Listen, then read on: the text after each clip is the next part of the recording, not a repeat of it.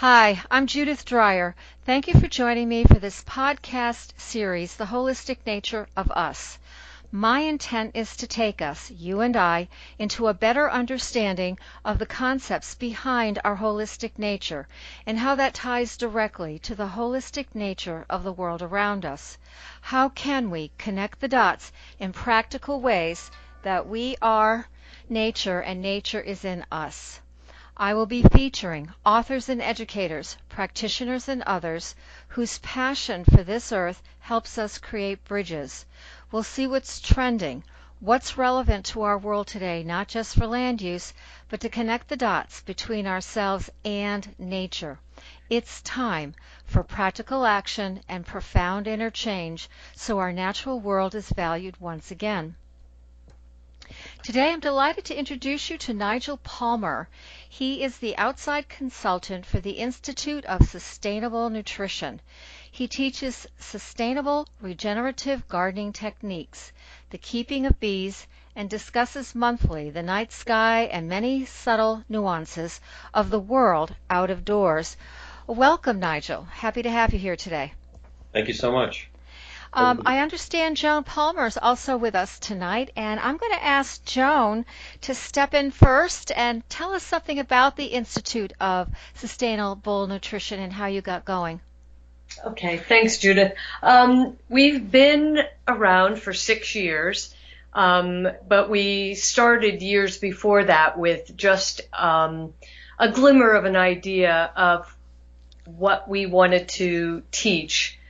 I finished my master's degree in human nutrition and felt that I enjoyed my education, but I felt like there was so much missing from that. And from that, I started putting workshops together and presenting them. And through that, I was asked to do a program for a graduate degree program. And interns started coming working at my home. And from the model that came out of that, the school kind of formed. And the response has been so strong that we knew we needed to grow this and bring it to the world. So the Institute started that way, teaching the science of nutrition and then moving into sustainable regenerative gardening. And then we move into culinary skills and then into kitchen medicine, looking at all the old traditional ways of healing and preventing illness.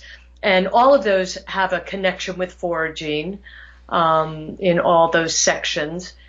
And it has been a real, I guess, a surprise at finding the hunger that is out there for the information. People are really drawn to it and feel that it really changes their life, and that we see the desperate almost need for this, and then the community that it creates for people it fills that void in people's lives of trying to connect to these ideas. Well, your promotional material is fantastic. In the field of nutrition myself, I also have a master's in human nutrition, and there isn't the dot isn't there for taking some of that information and translating it into growing good food, so that the vitamins and minerals that we learn about should be in our food. And unfortunately, I think there's a diminishment going on. We know a lot about how soil has been denatured, and hopefully, Nigel, we can go into that a little bit about soil and why that's so important for nutrition. But the dot you're connecting is you need the soil, you need the nutrients, and then you take everybody into the kitchen. And I think that's the piece that's really missing in the outside world. We get a lot of information, a lot of short bites here, there, and everywhere. But how do you put it together to have a healthy family? Right. And the gold standard, we always talk about that gold standard in education. And when I finished my degree, I felt so depleted. I felt like there was something missing. We never talked really about the food, the soil, No. the kitchen, the remedies, the herbs, and the outdoors and the foraging. It just felt like we got that didactic piece and the rest was missing. And so that's what we kind of tried to create at the school. Good for you. This is exciting. I'm so delighted to have both of you with us tonight. Nigel, let's go into soil. Let's start there. What's in the soil? Why is it important? And what do you think is the missing piece for the general public to learn about soil? Yeah. Well, in order for plants to grow and grow healthily, they need minerals from the soil, but they also need the biology in the soil. And there's a lot of minerals that are essential for growing plants. Both macro and trace minerals, but there's also the soil biology that interacts with the plant roots, extending the range for gathering nutrients and water. 20% of the energy or more of the energy from photosynthesis of the plant feeds the soil biology. In nature, things aren't given away for nothing.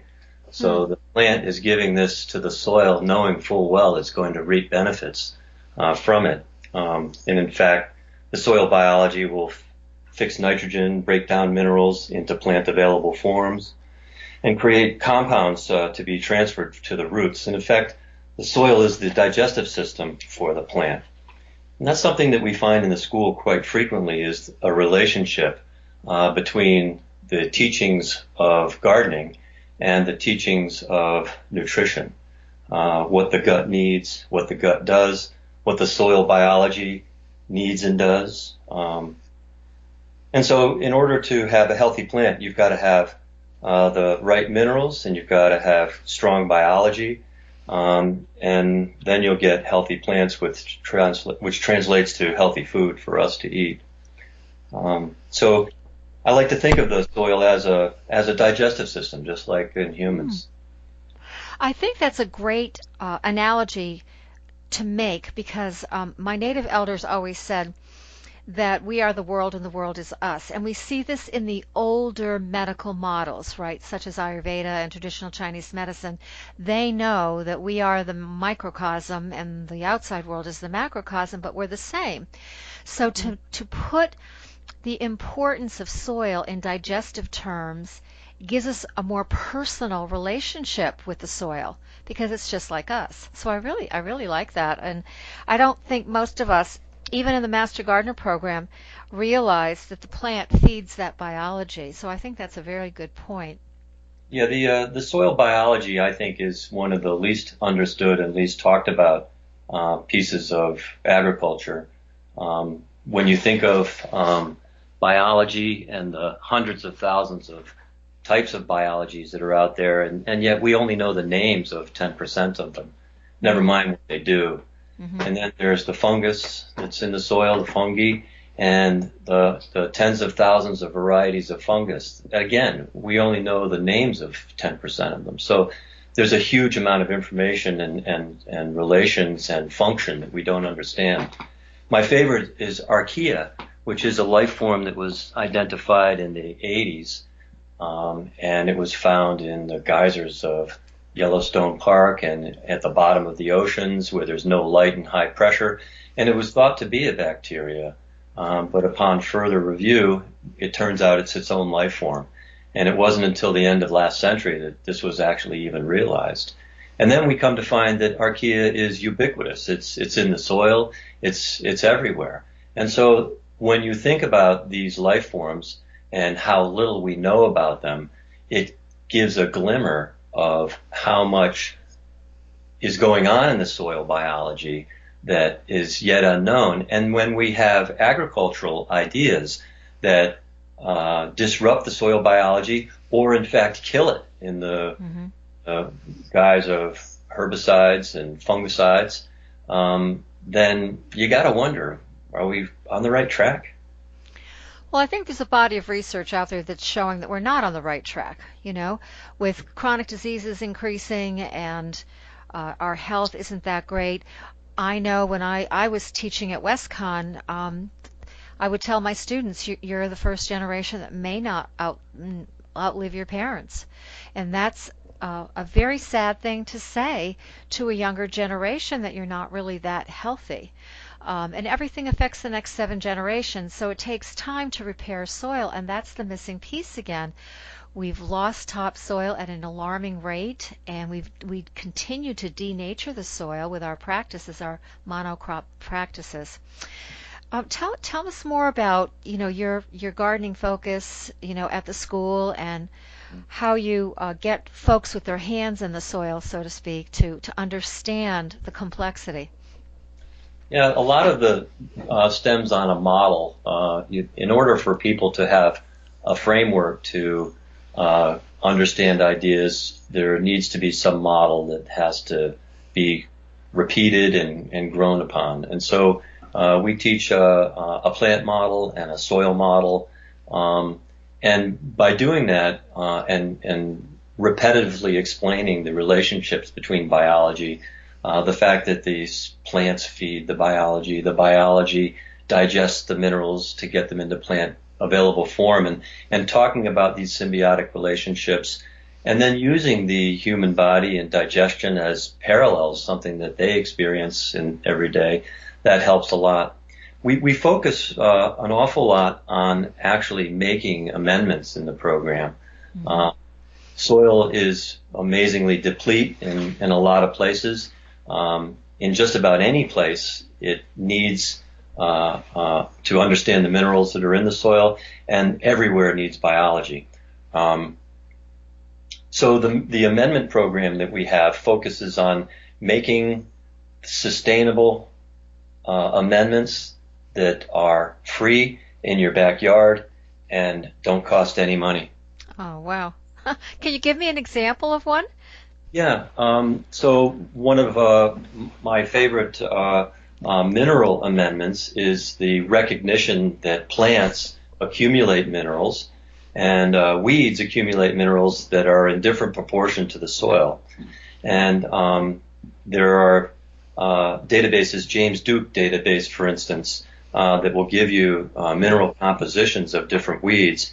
And these minerals are available. Once you recognize that dandelions have a very broad spectrum of minerals in it, then it's very easy to go and gather dandelions, the roots, the stems, the flowers, and ferment them. Mm-hmm. Mm-hmm. And now you have a liquid that is multispectral mineral content, and it's stable, shelf stable. And what did it cost? Well, it didn't cost you anything. You went and got some dandelions. And there are many ways to ferment plants and get them into forms that are usable. You can use organic brown sugar, for instance. Mm-hmm. You can use organic apple cider vinegar. And then my favorite is leaf mold from the woods. Mm-hmm. This is a practice that I learned about reading some Korean natural farming books, but leaf mold is the quintessential biology of your local area, and it's free, and it is amazingly powerful to use as either a medium to extract or as a biological source to literally change the composition of your soil.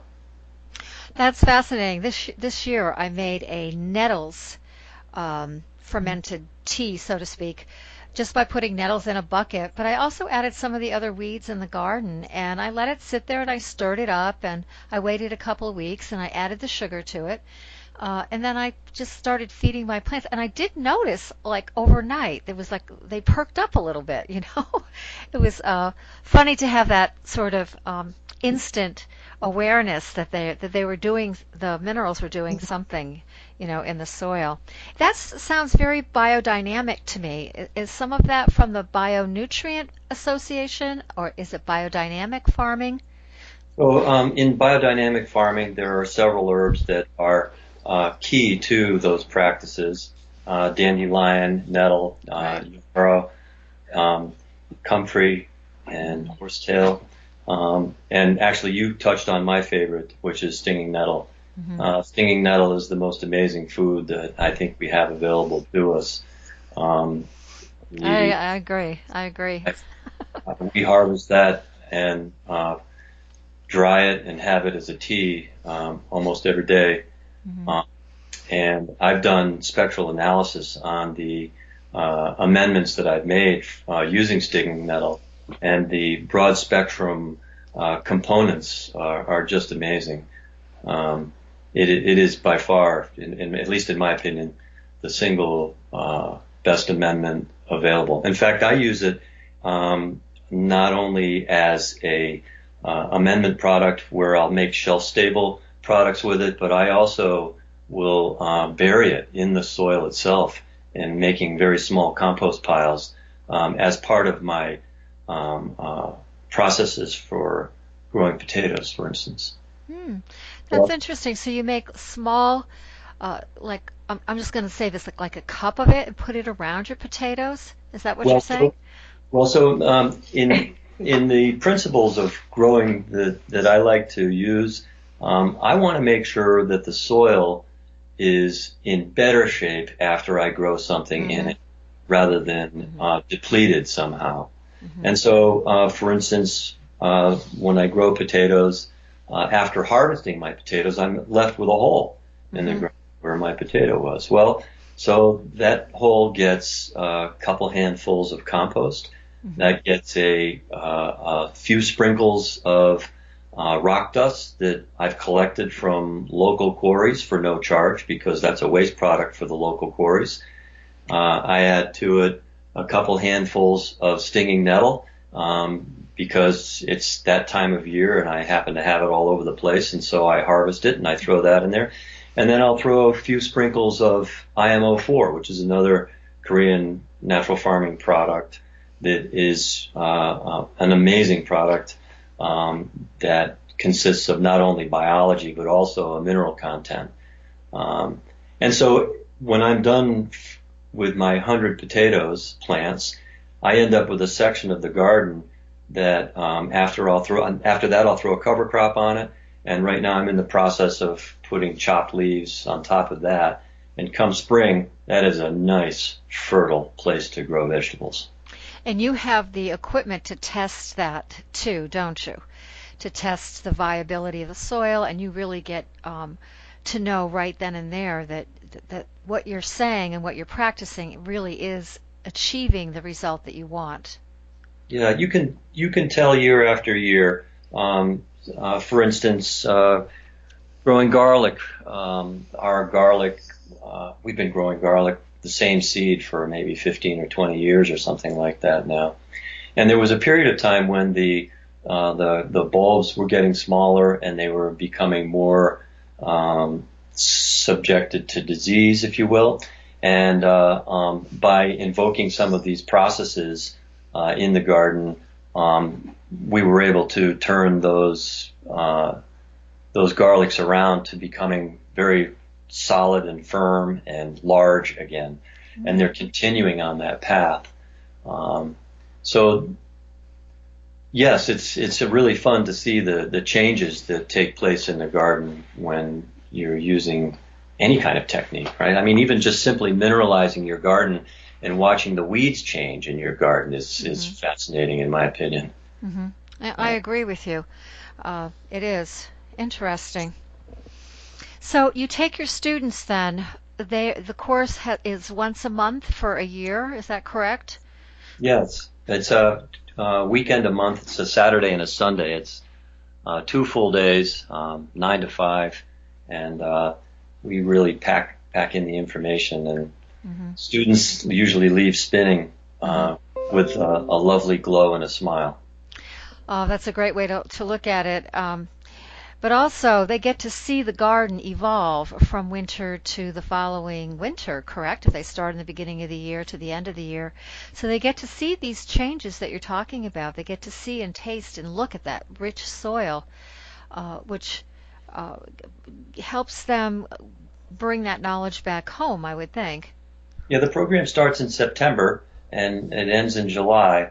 And so our garden is a place where we demonstrate these things. So we call it a demonstration garden, and they see the practices that were put in place there. They're not really there long enough, unless they happen to come back, which many of them do, to the long-term effects in the garden. So it's really a one-season thing. It's really learning to do these things, and I think most people look forward to bringing those practices home and seeing the changes in their own gardens or their own space. Mm-hmm. And we hear about that. We hear about how they tried this at home and it really worked. Because when you're in a garden once a month, you're really not, you've got your feet and your fingernails into it, right? Mm-hmm. You do it at home, and you practice these things at home, like you suggested with the nettle. That's when you really begin to see things change, right? Well, on another topic, I know that you're also the beekeeper there. Tell us something about the bees and what's happening with them. Oh, geez. Well, there's an awful lot of pressure on bees.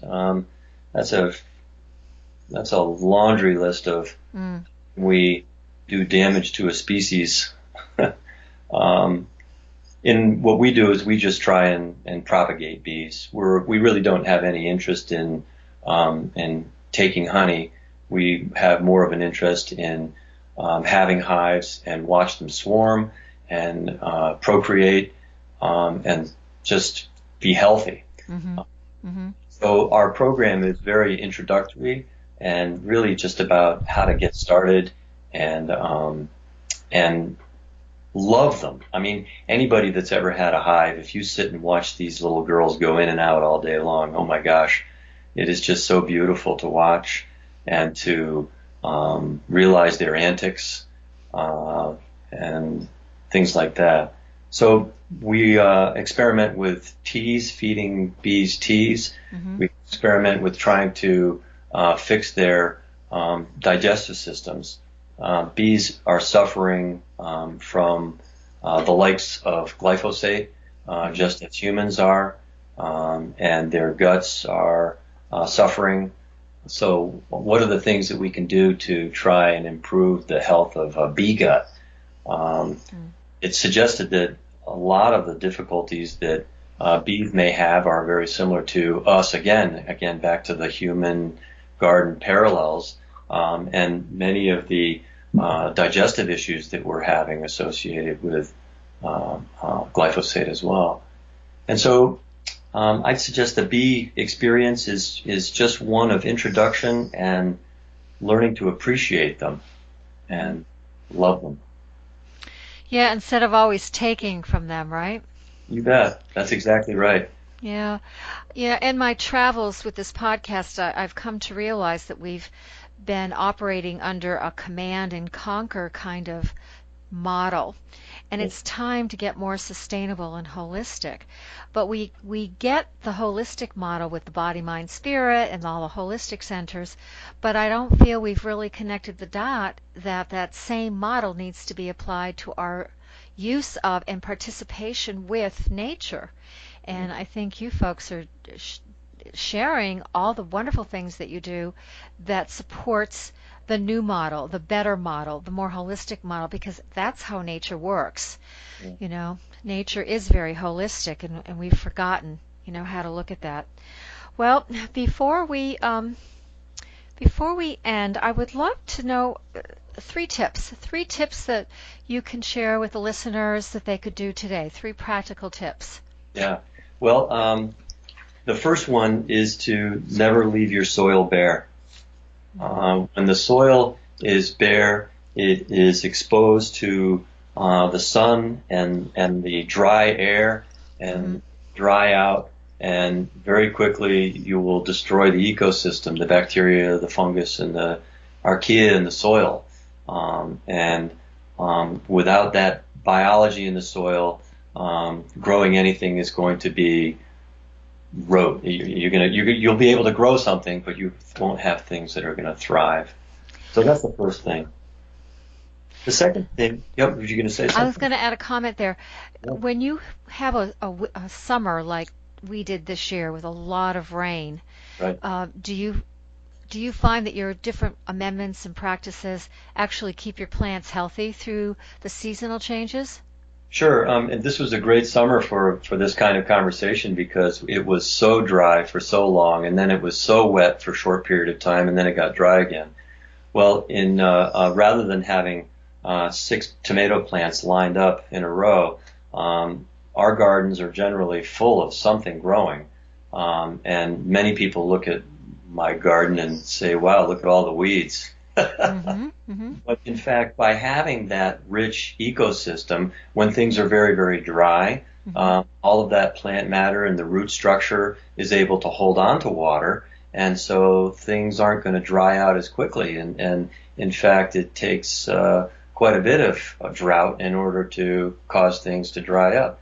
By the same token, when things rain and you get a lot of rain right afterwards, that soil structure is able to absorb that rain. And so it's by having a thick carpet, if you will, that allows resilience. And it's these sorts of ideas that differentiate a successful crop to a crop that fails when conditions are not optimal. Great points. Okay, so that's about the soil. Tip number 2. Tip number 2, do a soil test. A lot of people who are gardening or in agriculture, they may or may not understand what minerals are actually in their soil. And when I suggest a soil test, you need to do a soil test that evaluates the macro and the micro minerals in the soil. A lot of times, the problem with crops are because of excesses as well as deficiencies. And it's only by measuring the soil that you get a baseline from which to then know what to add or what to not add as you go forward. Yes, that's a very good point. Thank you for that. Number 3. This is my favorite, and that is learn about the weeds that grow in your garden. The weeds are great cover crops and mulches. I select the weeds in my gardens. For instance, the cilantro and the dill and the parsnips, they're all over the place in my garden. They're some of the weeds. The nettle, the dandelions, they're just lovely. The sorrels, purslane, just lovely, lovely foods as well. And so also by learning about these weeds, when you need something to grow, I just don't do anything and all of a sudden stuff grows. So they're cover crops for me. So rather than having to plant something on top of another crop, sometimes I just do nothing and the weeds come up and usually they're what you want. Once you recognize that weeds are mineral accumulators that are distributing minerals on the soil to move the soil towards the balance that nature wants, then you might realize it's not worth fighting them, but having them help you. The other thing is, we talked about it briefly, but they're great foods. They're hugely nutritious foods. And they're also very useful for making amendments. And also you can determine to some extent what the mineral composition of your soil is by the weeds that are growing there. There are some really good books out there that can help you with that.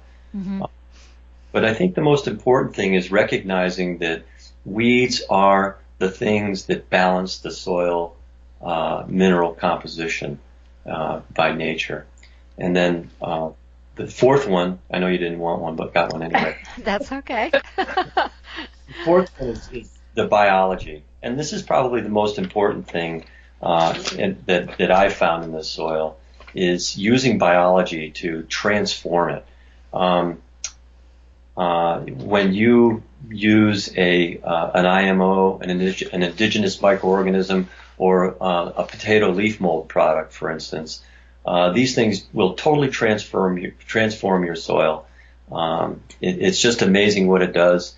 And with biannual usage, or maybe even a little bit more frequently, you can break down many of the thicknesses in soils, in compost, and do many other things. Anyway, so learning some biological amendments is very important as well. And are you suggesting that they go in the soil or where you're planting your tomatoes, for example, or are you suggesting they go in your compost pile?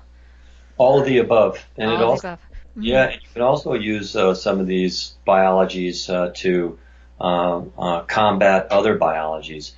One of the philosophical approaches that I use is that by having a huge amount of biology causes the bad biology to remain in check.